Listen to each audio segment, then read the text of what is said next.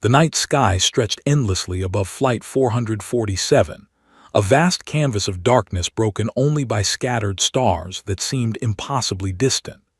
Captain Sarah Mitchell sat in the left seat of the Boeing 777's flight deck, her hands resting confidently on the yoke, her eyes scanning the instrument panel with the practiced ease of someone who had logged over 15,000 hours in commercial aviation. At 52 years old, Sarah had seen nearly everything the aviation world could throw at her: severe weather systems, engine failures, hydraulic malfunctions, emergency medical situations at 35,000 feet. But nothing quite prepared you for the moment when everything changed in an instant. The aircraft maintained a steady cruising altitude of 35,000 feet, heading northwest across the vast expanse of the Pacific Ocean towards San Francisco International Airport. It was 11:47 p.m. on a Thursday night. The cabin was dark and quiet, most of the 300 passengers lost in sleep, their heads tilted against windows or their partners' shoulders.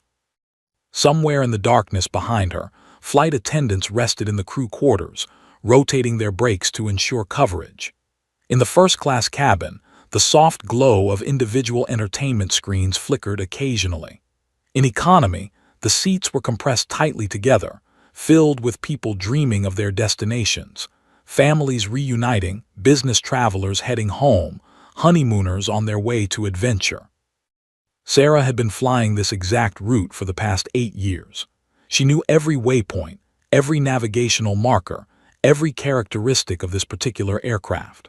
Flight 447 was one of her favorites, a reliable machine that had logged over 65,000 flight hours.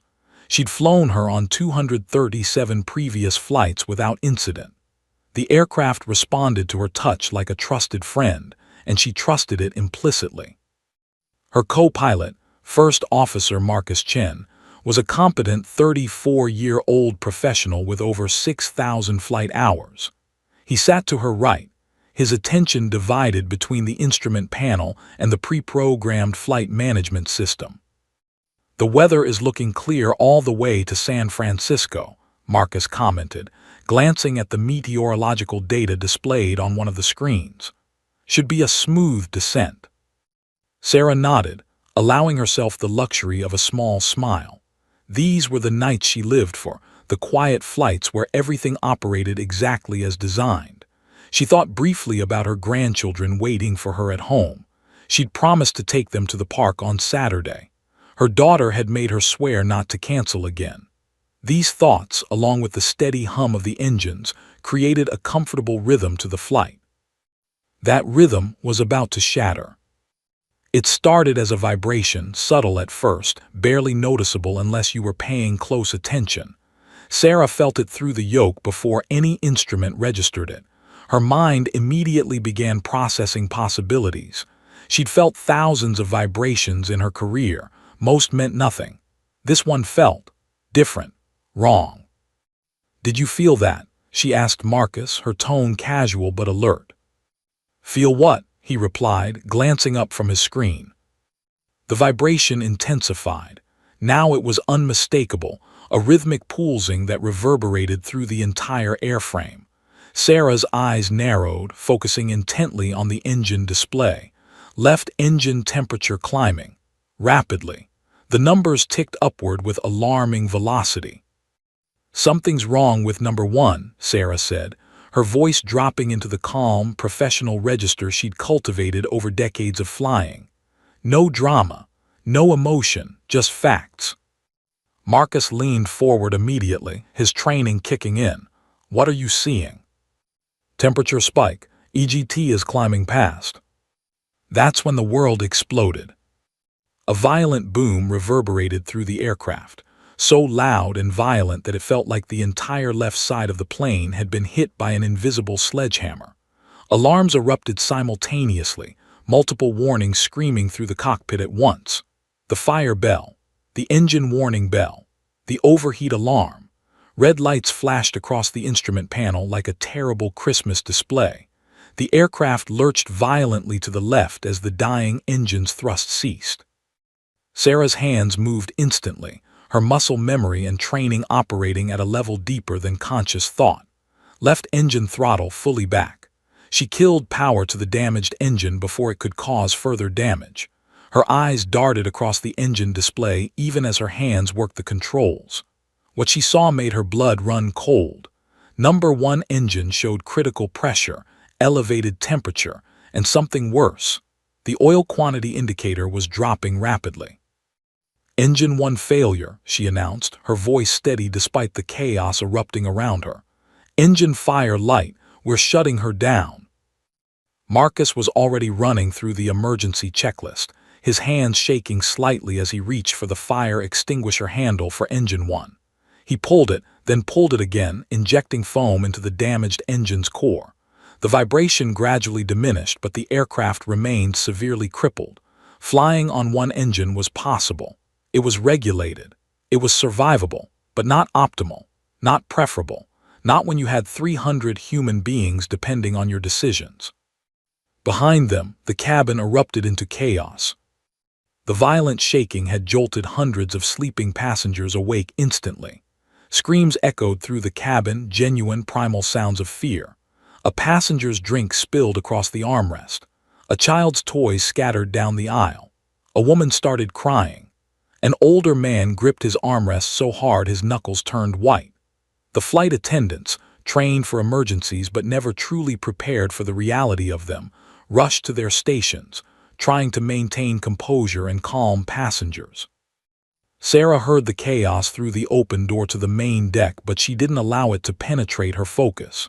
She was in her element now, operating in the space where fear transforms into purpose. "Oxygen masks, she heard a flight attendant shouting.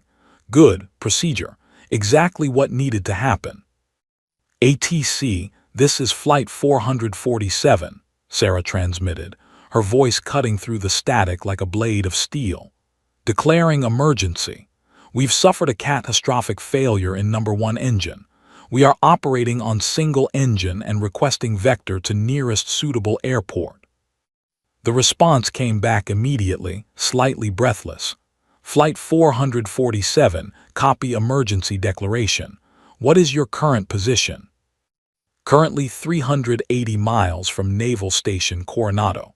320 miles from San Francisco International. We're assessing capability and will advise momentarily." Sarah's mind was already calculating. The aircraft was heavy, fully loaded with fuel for the overnight flight, fully loaded with cargo, fully loaded with human beings. Flying on a single engine at this altitude was possible, but descending, she would be a crippled bird gliding downward with no margin for error. One engine couldn't maintain altitude indefinitely. She had to land. The question was where, and whether they could actually make it. Her entire career, every decision, every moment of training, every dark thought she'd ever had about whether she had what it took, it all crystallized in this single moment. Sarah took a deep breath, made eye contact with Marcus for just a fraction of a second, and spoke with absolute conviction. "Okay, we're going to save these people." The night sky stretched endlessly around them, indifferent and infinite. Below, in the darkness, the vast Pacific Ocean waited. The seconds following the engine failure felt stretched, as if time itself was moving through honey. Sarah's mind operated on multiple levels simultaneously, a phenomenon that occurred only in the most critical moments of her career. One part of her brain continued monitoring the aircraft's systems, watching instrument readings with the intensity of a hawk. Another part was already running complex calculations, physics equations, and fuel consumption formulas. A third part was thinking about those 300 people behind her, each one a universe unto themselves, with their own stories, their own loved ones, their own reasons for being on this aircraft. "Flight 447, what is your status?" The air traffic controller's voice crackled through the radio. There was tension in his voice now, controlled, professional, but definitely tense. He understood the gravity of the situation. Sarah didn't respond immediately. She was too busy assessing their options. Her eyes moved systematically across the instrument panel, reading data points like a musician reads a complex score. The single remaining engine was performing adequately but was being pushed. Fuel remaining, 142,000 pounds. Weight of the aircraft, approximately 650,000 pounds with all passengers, cargo, and remaining fuel. Altitude, 35,000 feet and slowly descending, as the single engine couldn't maintain their previous cruising level. ATC, Flight 447, Sarah finally responded, her voice carrying the same controlled calm as always. Assessing options. We are descending to 33,000 feet and holding. Single-engine operation stable at this time. Requesting vectors to nearest divert airport. Marcus was already pulling up airport information on the flight management system. San Francisco is 320 miles. Coronado is 380 miles. There's also Santa Barbara at 280 miles, though it's a smaller field. Sarah's mind immediately eliminated Santa Barbara. The runway was too short for a heavy aircraft on a single engine. San Francisco was the logical choice, but the distance was significant. Flying 320 miles on a single engine at maximum fuel efficiency was within the realm of possibility but left no margin for error. Coronado, at 380 miles, seemed impossible. Yet Coronado was a military airbase with the most sophisticated emergency equipment, the longest runways, and the most experienced emergency response crews. "What's our endurance?" Sarah asked, already knowing the rough mathematics but needing to hear it spoken aloud. Marcus was working furiously on his flight management system. At current descent rate and single-engine cruise, we're looking at approximately 4 hours and 20 minutes of fuel, but that's cutting it close. That assumes perfect conditions, no headwind, no weather complications, perfect efficiency. 4 hours and 20 minutes. Sarah was currently 380 miles from Coronado and 320 miles from San Francisco. At their current descent profile and single-engine speed, they could reach San Francisco in about 2 hours and 15 minutes.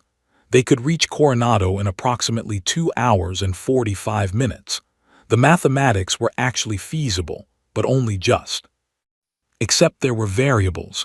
There were always variables. "What about the weather ahead?" Sarah asked. Marcus was already checking the meteorological data. His face paled slightly.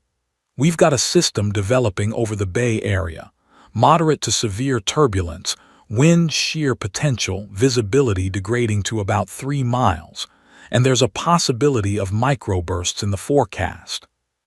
Sarah closed her eyes for just a fraction of a second. Microbursts. Sudden downdrafts that could push an aircraft dangerously toward the ground. A normal aircraft with 2 functioning engines might handle a microburst. An aircraft on a single engine was far more vulnerable. The margin for error disappeared entirely. "Coronado?" she asked. "Clear conditions. Winds are light and variable. Visibility unlimited. Runway is 12,000 feet, plenty of runway for a single-engine approach." There it was, the impossible choice crystallizing into something concrete. Sarah's hands gripped the yoke, and she could feel her heart rate elevated, though her breathing remained steady. She'd made difficult decisions before, but those decisions had only involved her life, her career. This decision involved 300 people who had trusted her with their safety. The weight of that responsibility was nearly physical. She thought about the physics of the situation. The aircraft was currently at 33,000 feet and couldn't maintain that altitude on a single engine. She would need to descend, converting potential energy into kinetic energy, using the aircraft's descent to maintain airspeed. A descent toward San Francisco would be relatively controlled, relatively safe. The aircraft would naturally glide toward the coastal airport as altitude decreased. But a descent toward Coronado, 60 additional miles, meant a longer exposure to the failing engine, more time at risk, a shallower descent angle that would require more power to maintain airspeed. It meant pushing the remaining engine harder, asking more of a piece of machinery that had already proven unreliable. It meant asking 300 people to gamble on outcomes that weren't certain. San Francisco's ATC wants to know our intention, Marcus said quietly. Sarah's mind was already made. She understood why the logical choice was San Francisco. Safety margin, weather conditions, proximity. Every rational argument pointed to San Francisco, but Sarah had learned long ago that flying was as much art as it was science. She had an instinct developed over 15,000 hours of flight time. She had gut feelings based on experiences she couldn't quite articulate, and her instinct was screaming at her that Coronado was the right choice. It was a gut feeling based on something deeper than logic. She knew she could land on Coronado's 12,000-foot runway with a single engine, even if the landing would be hot and dangerous. She wasn't certain she could land in San Francisco given the developing weather system, the wind shear, the possibility of microbursts that could push them toward the ocean or the runways. Marcus, calculate our fuel burn rate for a descent to Coronado at best range descent profile, Sarah said. Marcus's hands flew across the control panels and displays. 30 seconds passed. We'd arrive with approximately 18,000 pounds of fuel remaining. That's roughly 30 minutes of additional endurance after landing. 30 minutes, a safety buffer, not huge but substantial. Sarah took a deep breath. She thought about her daughter, who had made her promise not to cancel on Saturday. She thought about those grandchildren. She thought about the 300 people behind her who had no idea how their lives hung on a decision being made right now in a quiet cockpit above the dark Pacific Ocean. ATC, Flight 447, she transmitted, her voice steady and resolute.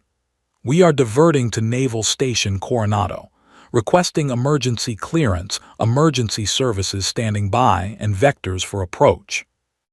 There was a brief pause from the controller. She could almost hear him processing the decision, checking the logic, understanding what she was committing to. Copy that, Flight 447. Coronado approach is standing by for you. Vectors coming up. You're cleared to descend to 25,000 feet, maintain best range descent profile. Roger that, ATC. Beginning descent now. Sarah pushed the yoke forward slightly and the aircraft's nose dipped. The altitude began declining. The single engine hummed with the burden of their survival. The descent had begun and there was no turning back now. The mathematics were set, the distances were fixed, and the outcome would be determined by physics, machinery, and Sarah's skill. We're committing to this, Marcus said quietly, more as an observation than a question. We're committing to this, Sarah confirmed, and we're going to land her safely. In the darkness below, the lights of civilization began to appear, distant, scattered, beautiful. Those lights represented survival. Those lights represented hope. Sarah adjusted the descent rate, made minute corrections to the flight path, and began the most dangerous journey of her life. Behind her, 300 people slept, cried, prayed, and waited, unaware that their fate had just been sealed by one woman's impossible decision. The aircraft continued its shallow descent toward the lights of San Diego County. Sarah's eyes never left the instrument panel, her hands maintaining constant pressure on the controls, making microscopic adjustments to maintain their glide path. The single engine hummed with a reliability that seemed almost miraculous given what they'd survived in the past 40 minutes. Time had taken on a strange quality. Each minute felt like an hour, and yet the journey still seemed impossibly far away. Marcus was monitoring fuel consumption with the intensity of a hawk watching a mouse. Every tenth of a pound mattered now. Every second of flight time consumed precious reserves. We're looking good, he said quietly, though his tone suggested he was trying to convince himself as much as Sarah. Current fuel burn rate is holding steady. Sarah nodded but said nothing. Her mind was already 3 steps ahead, running through the landing approach, visualizing the runway, thinking about wind angles, descent rates, touchdown zones. She'd landed thousands of times, but she'd never landed quite like this. in a crippled aircraft on a single engine with weather variables and a military airbase that she'd only flown by, never actually landed at. Flight 447, Coronado Approach is now your primary contact, the ATC controller informed them. We have you on radar, currently 145 miles southwest of the base. You're cleared to descend to 8,000 feet and maintain best rate of descent. Roger that, Coronado Approach. Flight 447 descending to 8,000 feet, Sarah acknowledged. She pushed the yoke forward slightly, increasing the descent angle. The aircraft responded perfectly, the nose dipping as they shed altitude more quickly. Through the windshield, the scattered lights of the San Diego area became clearer, more distinct. Cities and towns spread below them like earthbound constellations. Flight 447, we're picking up military radar confirmation of your position, the Coronado Approach controller continued. Emergency equipment is being positioned on the runway now. We've got fire crews standing by, medical teams on alert, and the runway will be clear for your arrival. Thank you, Coronado, Sarah replied, and she meant it with every fiber of her being. The knowledge that they were ready, that a team of professionals was preparing for their arrival, was profoundly comforting. The moment of crisis, however, wasn't over. If anything, as they descended deeper into the marine layer that characterized the San Diego coast, the tension actually increased. Visibility began to deteriorate. The lights below became less distinct, hazier. The aircraft's descent profile was perfect, but the environmental conditions were complicating factors that even the best planning couldn't entirely control. We're approaching the marine layer, Marcus warned, stating the obvious but understanding that Sarah needed confirmation of what they were both already observing. I see it, Sarah acknowledged. At 12,000 feet, the aircraft began to encounter the thick layer of clouds that hung over the Pacific coast nearly year-round. Visibility dropped to approximately 1 mile. The instrument landing system would be critical now. Sarah couldn't rely on visual references for the final approach. She would need to trust the instruments completely. Flight 447, you're at 85 miles from the base. Continue descent to 6,000 feet, the controller instructed. Roger, descending to 6,000 feet. Sarah made the adjustment, and the aircraft continued its graceful descent through the murk. The landscape below was no longer visible, swallowed by clouds.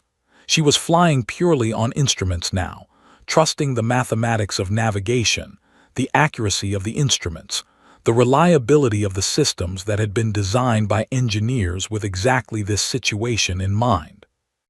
At 65 miles out, Sarah decided it was time to make the formal emergency declaration. She'd informed ATC of the emergency situation multiple times, but protocol required a specific Mayday call, 3 times the word Mayday, plus critical information about their situation. Mayday, Mayday, Mayday, Sarah transmitted, her voice clear and controlled despite the weight pressing down on her chest. This is Flight 447, Heavy Boeing 777. We have experienced catastrophic failure of our primary engine number 1. We are currently operating on single engine power. We have 300 souls on board plus crew. We are diverting to Naval Station Coronado for emergency landing. Our estimated time of arrival is approximately 35 minutes. We are requesting emergency services standing by. There was a brief pause. Then the controller responded, Roger that, Flight 447. We copy your Mayday declaration. Emergency services are fully activated and standing by. Coronado Base is preparing for your arrival. All civilian traffic has been cleared from the area. The runway is yours. For just a moment, Sarah allowed herself to breathe. The formality of the Mayday declaration, while slightly terrifying, also meant that all the resources of the military base were now dedicated to their survival. Helicopters could be launched if necessary. Search and rescue teams were on standby. The entire base, it seemed, was focused on one aircraft and 300 people trying to make it home. Flight 447, this is Ghost Squadron Lead. A new voice suddenly broke through the radio. The voice was confident, professional, but with an undercurrent of concern that transcended military protocol. We are currently at 25,000 feet, approximately 80 miles north of your position. We are F-22 Raptors on patrol. We are diverting to provide escort assistance for your descent. Sarah's heart rate accelerated slightly. F-22s, the most advanced fighter aircraft in the world. It was both comforting, she would have military protection, and slightly surreal. Fighter jets don't typically escort commercial aircraft. This situation was serious enough to warrant an exception. Roger that, Ghost Squadron, Sarah responded. Flight 447 appreciates the escort. We'll be happy to have company on the way down. Flight 447, we're beginning descent now, Ghost Squadron Lead confirmed. ETA to your position in approximately 12 minutes. We'll stay with you all the way to landing. Those 12 minutes felt like forever and no time at all. Sarah maintained her descent profile, watching the altitude decrease incrementally. 9,000 feet, 8,000 feet, 7,000 feet. The marine layer remained thick, visibility still limited to approximately 1 mile. But the instruments were steady, the landing system was locked and ready, and help was on the way. Then at 6,500 feet, Sarah saw them. 4 sleek silhouettes emerged from the clouds above and to the right of the aircraft. The F-22 Raptors, with their distinctive delta wing configuration, took positions around Flight 447. They moved with the grace and precision of fighter pilots who had trained their entire lives for moments like this. One moved to the left wing position. One took the right wing. 2 more took positions fore and aft. Flight 447, Ghost Squadron is now visual on your aircraft, the lead pilot transmitted. Beautiful work getting this bird this far. We're with you now. You're not alone anymore. Sarah's eyes stung slightly, though she wasn't sure if it was emotion or fatigue. The sight of those fighters surrounding her crippled 777 was simultaneously reassuring and humbling. These pilots, these warriors, had interrupted their patrol mission to help a commercial airliner and 300 civilians. Thank you, Ghost Squadron, Sarah transmitted. That means a great deal. Flight 447, this is Ghost Squadron Lead, the pilot said, and there was something in his voice, an inflection, a particular cadence, that made Sarah's breath catch. Stand by. I need to ask you something. What is the name of the pilot in command of Flight 447? Sarah froze for just a fraction of a second. That was an unusual request. Protocols didn't typically require fighter pilots to know the captain's name during emergency operations. She glanced at Marcus, who looked equally puzzled. This is Captain Sarah Mitchell, Ghost Squadron, she replied carefully. There was a pause. Then, when the pilot's voice came back through the radio, it carried a note of something that transcended protocol, transcended military procedure. It was awe. It was recognition. It was something deeper. Captain Sarah Mitchell, the pilot repeated, and Sarah could hear the emotion in his voice now, barely controlled. Captain, is it really you? It's been so long. Sarah's hands tightened on the yoke. That voice. She knew that voice. After 25 years, she would know that voice anywhere. Who is this? She asked, though she already suspected the answer. Captain, it's Jackson Coleman, Viper. You taught me at Top Gun. You were the best instructor I ever had. The sky seemed to spin for just a moment, though the aircraft remained perfectly level. Viper. One of her students. One of her most gifted students. The one she'd pushed hardest because she'd seen limitless potential in him. And now, impossibly, he was flying escort for her damaged aircraft. Viper, Sarah's voice wavered for the first time since the crisis began. Is that really you? Yes, ma'am, Captain, it's me, and I'm here to help bring you home.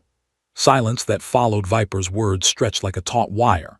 Sarah's mind raced through memories, 25 years compressed into a fraction of a second. Jackson Coleman. She remembered him vividly, perhaps more vividly than most of her students because he'd been so challenging, so talented, so infuriatingly stubborn about learning everything the hard way before accepting instruction. He had been 27 years old when he'd arrived at Top Gun as a promising Navy pilot with 1,200 flight hours. He'd had confidence that bordered on arrogance, quick reflexes that were genuinely exceptional, and an analytical mind that understood aerodynamics in ways that most pilots never achieved. But he'd also had blind spots. He'd been reckless sometimes. He'd made decisions based on bravado rather than sound judgment. And Sarah had made it her mission to forge that raw talent into something greater, a truly complete pilot. "Viper," Sarah said, forcing her voice to remain steady.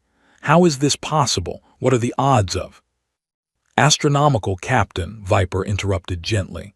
"I know, I'm processing it too, but I'm here and right now that's what matters.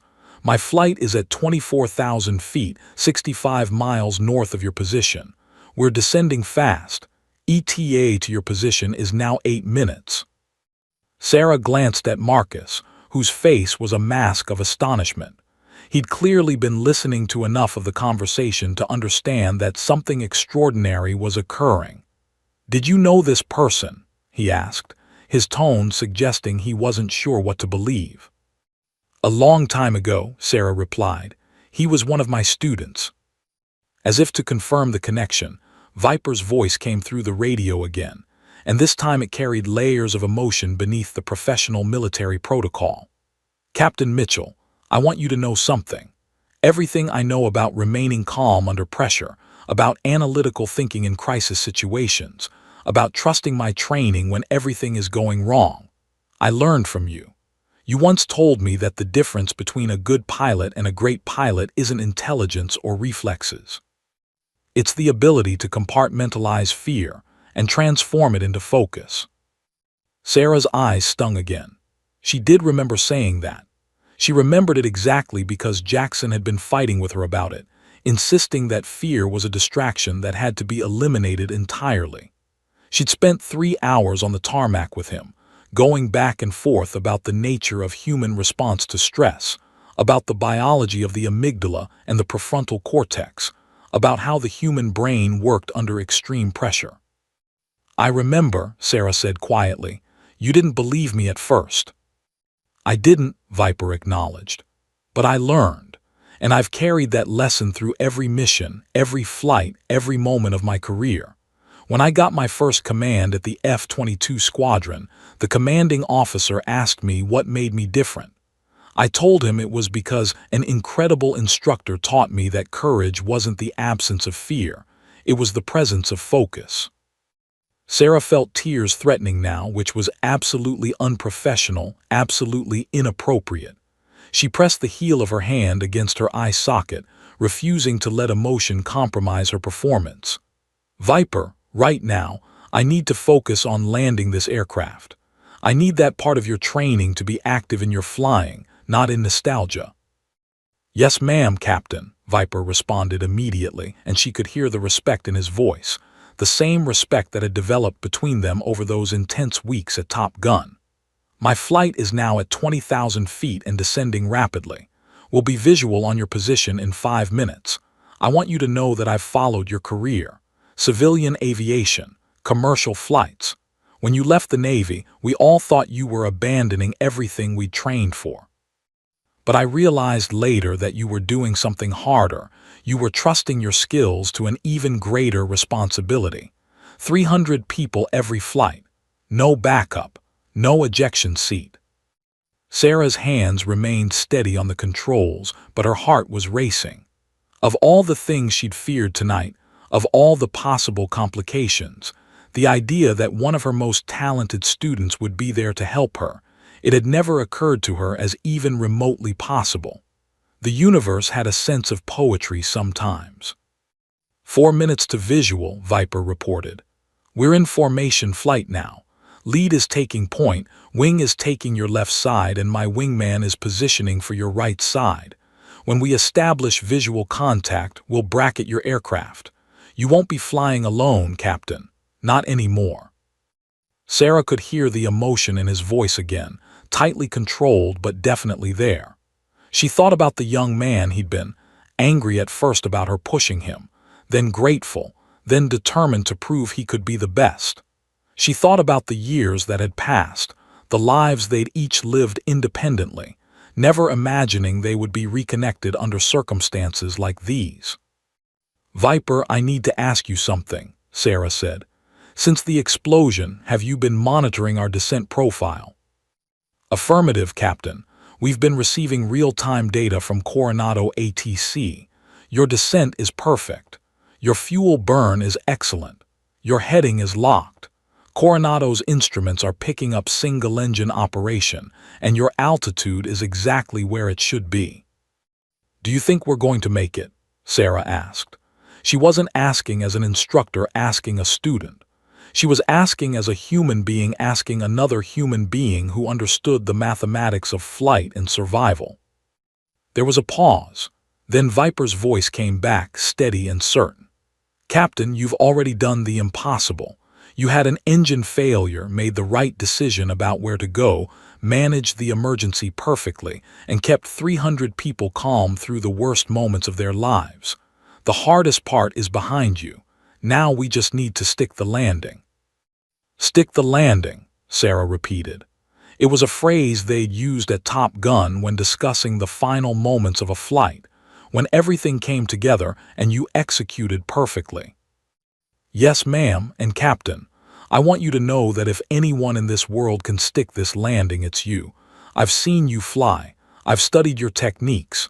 You're not just a great pilot, Captain. You're a legend, and legends don't crash." Sarah felt something crystallize inside her, a sense of purpose, a sense of connection to something larger than herself. She wasn't just flying for those 300 people anymore. She was flying for Viper, for the bond they'd forged so many years ago, for the continuity of everything that aviation represented. "Thank you, Viper," she said simply. "Visual contact," Viper announced suddenly. "I have eyes on Flight 447, establishing formation now. You look good from up here, Captain, real good." Through the windshield, Sarah could see them now, 4 sleek fighter aircraft taking up positions around her wounded 777. The sight was both humbling and empowering. She was no longer alone. She had help. She had someone who understood her, who believed in her, who was willing to risk his own aircraft to ensure her success.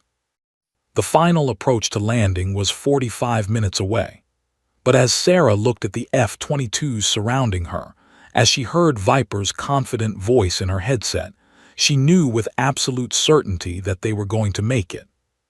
The past had reached out from the darkness and was bringing her home. The formation descent was poetry in motion. 4 F-22 Raptors in perfect tactical formation, bracketing a crippled Boeing 777, descending together through increasingly thick clouds. Sarah had never experienced anything quite like this. Her aircraft, designed for carrying passengers across long distances, escorted by some of the most advanced military aircraft in the world. It was surreal. It was humbling, and it was absolutely necessary. "Flight 447, Viper here," came the calm voice through Sarah's headset. "We're at 18,000 feet now, descending through 17,500. Maintain your current descent angle. You're tracking perfectly on the approach vector." "Roger that, Viper," Sarah replied. Her voice remained steady, but her mind was working at maximum capacity. The altitude had decreased significantly in the past few minutes. The marine layer had thickened until visibility forward was less than a quarter mile.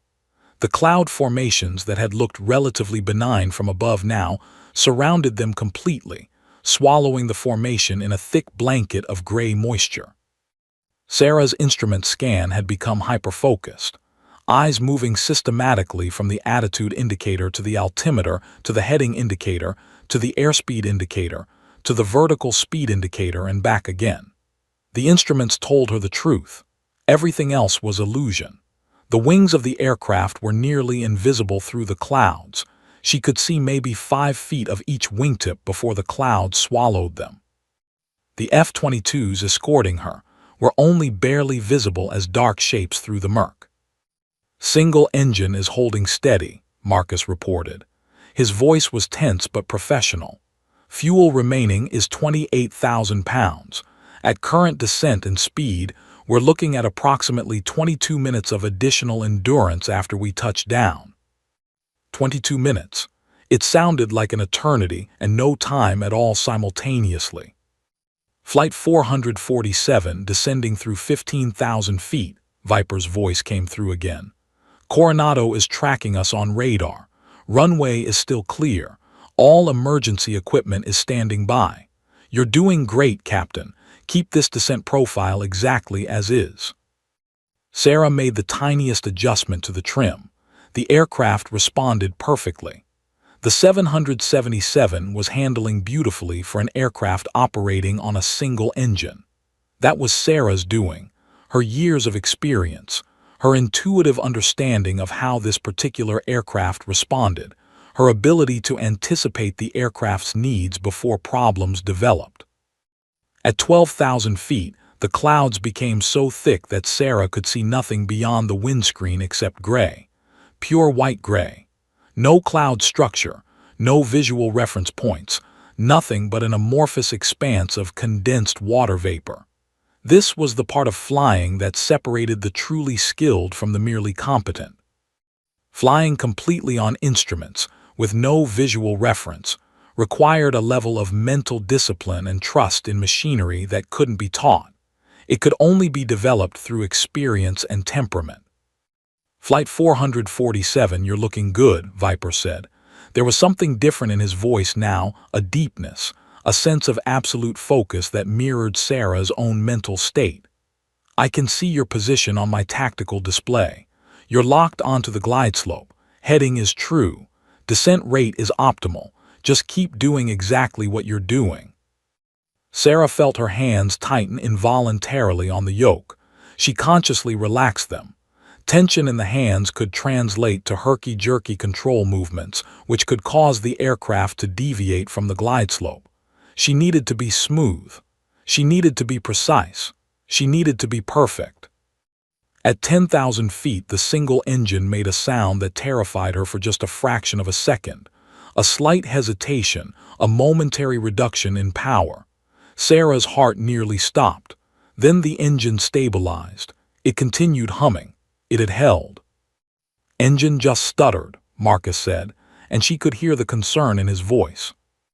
"I felt it," Sarah replied quietly. "It's stress on the power plant. We're pushing it harder than it's meant to be pushed on a descent like this. Keep monitoring fuel pressure." The descent continued relentlessly.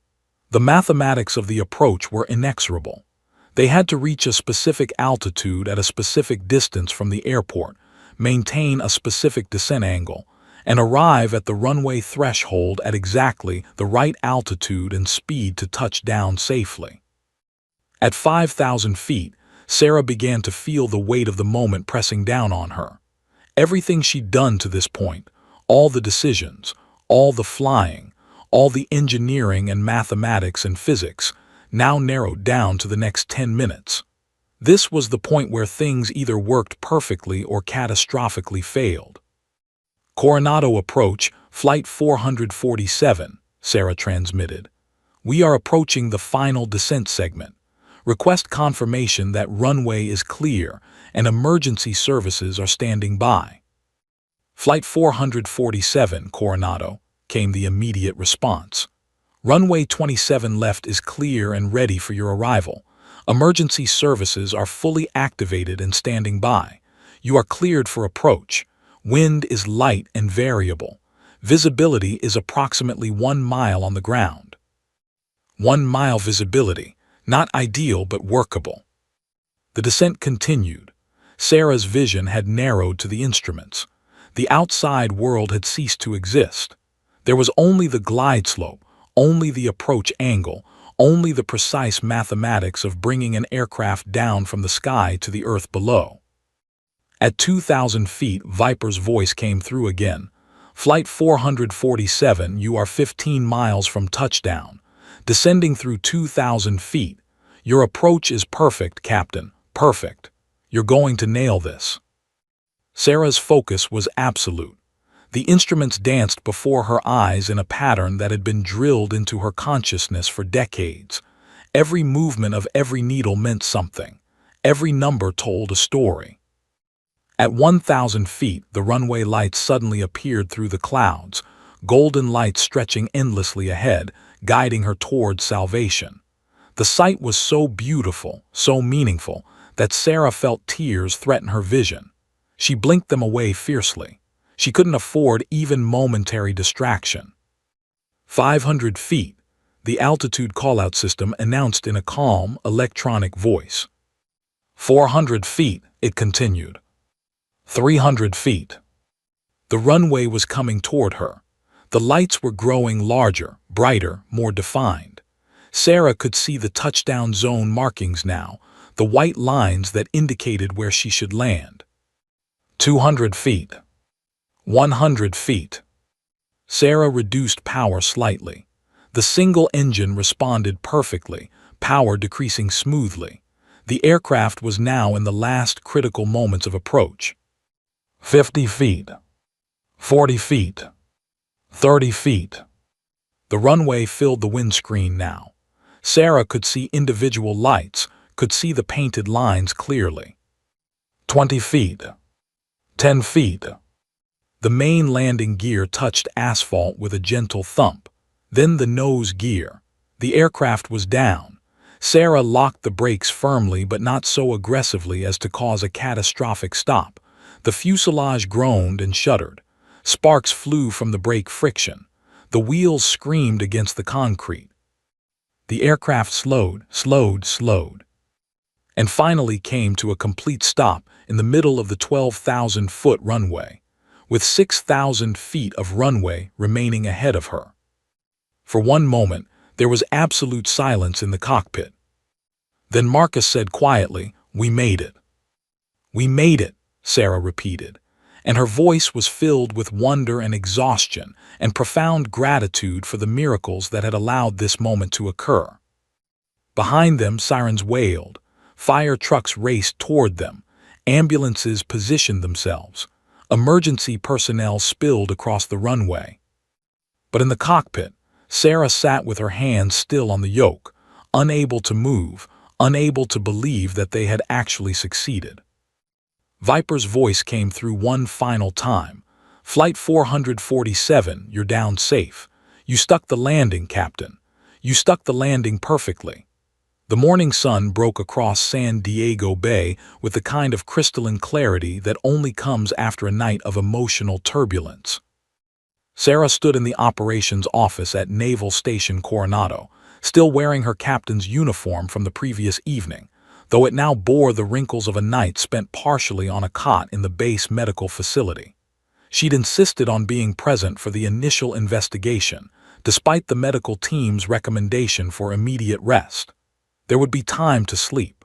Right now, there were decisions to be made and questions to be answered. The flight had been stripped of passengers and crew by 2 a.m. All 300 people had exited safely, with only minor injuries, a few bruises, some twisted ankles from the emergency evacuation, nothing catastrophic.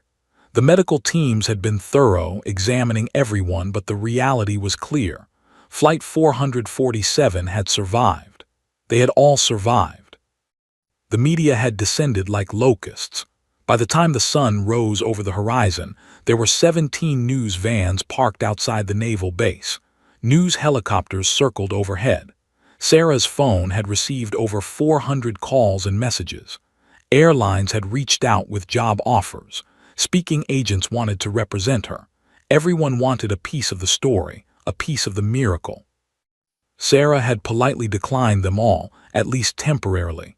There was something she needed to do first. A knock on the door pulled her from her reverie. "Come in," she said. Jackson Viper Coleman entered in full F-22 dress uniform, looking as exhausted as Sarah felt. They'd spent the last 6 hours debriefing with military brass, federal aviation authorities, and emergency management officials. The investigation was already underway. What had caused the engine failure? What had led to the catastrophic loss of thrust? Whether there were design issues that affected the entire 777 fleet. "Captain," Viper said, and despite the formal address, his eyes carried something deeper, the connection of mentor and student, of two people bound together by a moment of extraordinary circumstance. "Jackson," Sarah replied, allowing herself to use his first name. "Thank you for coming." "Wouldn't be anywhere else," Viper said simply. He moved to stand beside her at the window overlooking the runway where Flight 447 still sat, being examined by teams of engineers and investigators. The aircraft looked wounded, the left engine a blackened cavity, the fuselage scorched, every fiber of its structure telling the story of what it had endured. "They're saying it was a catastrophic turbine blade failure, something about metal fatigue that went undetected." "It wasn't your fault, Captain. It wasn't anybody's fault on Flight 447. It was just bad luck," Sarah finished. "Or good luck, depending on how you look at it. If that failure had happened 15 minutes earlier over the ocean with no option for diversion." She didn't finish the sentence. They both understood the mathematics of probability and proximity. "The media is calling you a hero," Viper said. "They want to know everything about you, everything about the emergency, everything about how you saved 300 people. I've got to warn you, this is going to be big, Captain. This is going to be enormous. Your life is about to change." Sarah turned to face him. She studied his face, looking for the young man she'd taught so many years ago. She could see him there underneath the maturity and the rank and the years of military service. "I've been thinking about that," she said quietly. "The offers that are coming in. Everyone wants me to do something, write a book, give talks, monetize the experience. And I understand why. It was dramatic, it was compelling, it will make for good television." "But," Viper asked, sensing there was more. "But what I keep coming back to is something you said last night. You said I was the best instructor Top Gun ever had. You said that everything you know about remaining calm under pressure came from what I taught you. And you said that when you got your command, you talked about the lessons I'd given you." Viper nodded slowly, understanding where she was going. "Last night I had one engine and 300 people depending on me. I was terrified, Jackson, absolutely terrified. But I wasn't paralyzed by that terror because I'd spent decades training to transform fear into focus.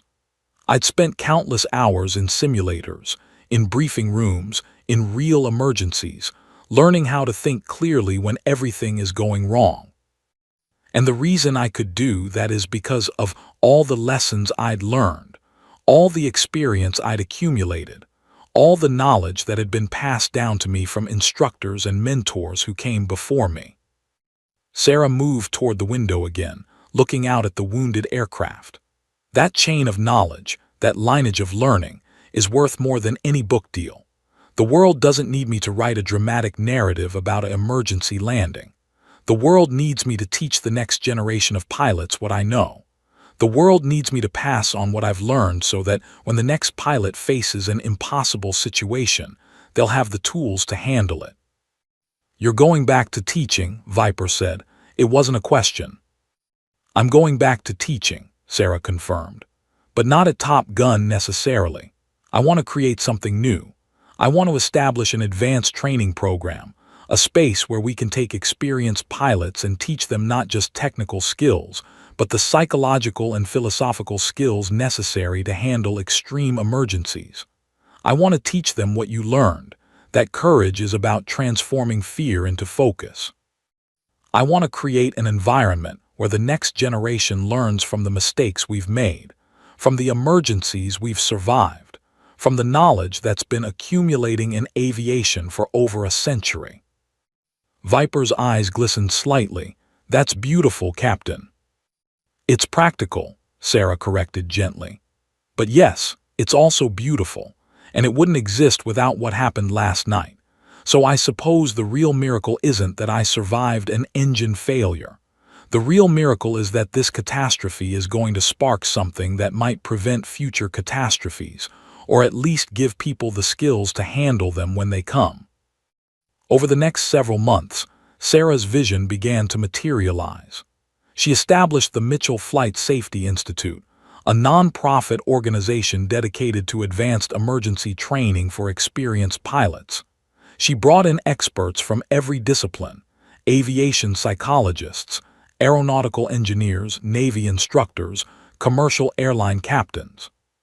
She developed curriculum that went far beyond technical skills into the realm of decision-making, stress management, and leadership under impossible circumstances. Viper became one of her primary instructors, using his military experience and his deep knowledge of tactical flying to help shape the program. Together, they crafted something that was more than an academy. It was a sanctuary for pilots to learn not just how to survive emergencies, but how to excel in moments of crisis. The national news cycle moved on, as it always does. The investigation into Flight 447's engine failure concluded. The aircraft was decommissioned, its parts salvaged and studied. The 300 passengers who had been on board that flight went back to their lives, carrying with them a story they would tell for the rest of their days. But Sarah's story was only beginning. 3 years after that fateful night, Sarah stood before a classroom of 30 advanced pilots, experienced aviators from all branches of military aviation and from commercial airlines around the world. They looked at her with respect, with admiration, with the knowledge that the woman standing before them had faced an impossible situation and not only survived it, but had transformed that survival into wisdom that could benefit them and countless others. "The difference between a good pilot and a great pilot," Sarah began, her voice carrying the same steady confidence that had guided Flight 447 through the darkness, "isn't intelligence or reflexes. It's the ability to compartmentalize fear and transform it into focus." Viper stood in the back of the classroom, smiling. He'd heard that lesson before. He'd learned it the hard way, and it had made him extraordinary. Now, watching Sarah teach that same lesson to a new generation of pilots, he understood something profound about legacy. That true greatness wasn't measured in moments of heroism, but in the endless ripples of knowledge and wisdom that spread outward, touching lives you would never meet, preventing tragedies you would never know about, creating excellence that would outlive you by decades or centuries. The legacy of Flight 447 wasn't the emergency landing. It was everything that came after.